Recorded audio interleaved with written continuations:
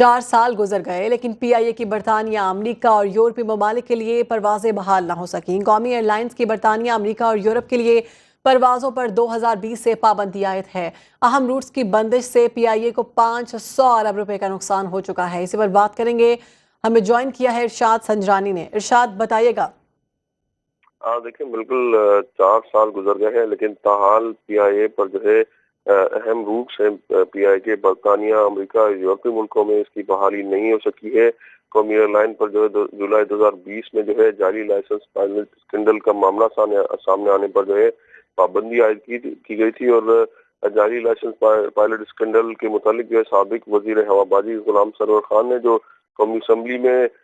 Floor پر بیان دینے کے بعد جو ہے پابندی عائد کی گئی تھی، لیکن تاحال جو ہے پی آئی اے اور سول ایویشن انتظامیہ کی نااہلی کے بعد یہ بحالی نہیں ہو سکی ہے، اور صرف 4 سال کے دوران ان اہم روٹس کی بندش سے پی آئی اے کو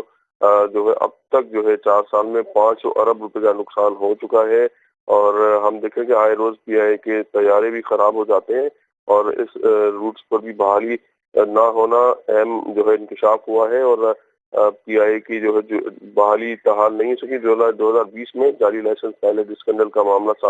سامنے آنے کے بعد اس وقت سے اب تک کامران، مفتاح اسماعیل بھی کہہ رہے ہیں کہ ایئر لائن کے بڑھتے ہوئے خسارے کی وجہ اور اس کی ذمہ دار حکومت ہے، کیونکہ پرائیویٹائزیشن کے جو معاملہ ہے اس کو بر وقت نہیں کیا جا رہا۔ بڈنگ پر بھی بات کی جا رہی ہے، اور جس پر chairman blue world city consortium Asad Nazir نے بھی کہا کہ 85 ارب میں تو نئی ایئر لائن کھڑی ہو جاتی ہے۔ تو کیا کہیں گے اس پر؟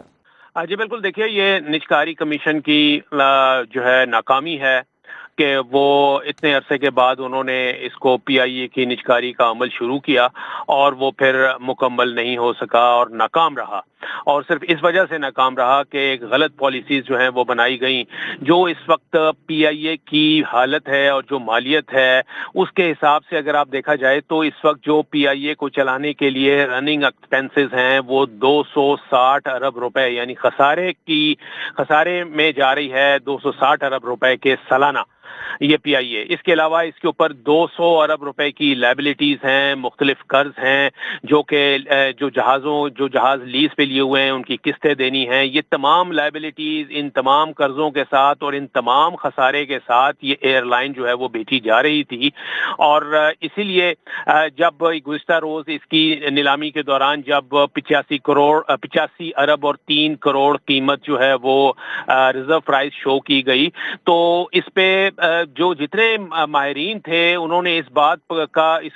پر سرپرائز، انہوں نے وہ حیران تھے کہ یہ کس طریقے سے ایک سک یونٹ، ایک بیمار انٹائٹی جو تھی، یعنی جو خسارے میں جا رہی ہے اربوں روپے کے خسارے میں، اور جسے وائٹ ایلیفنٹ کا نام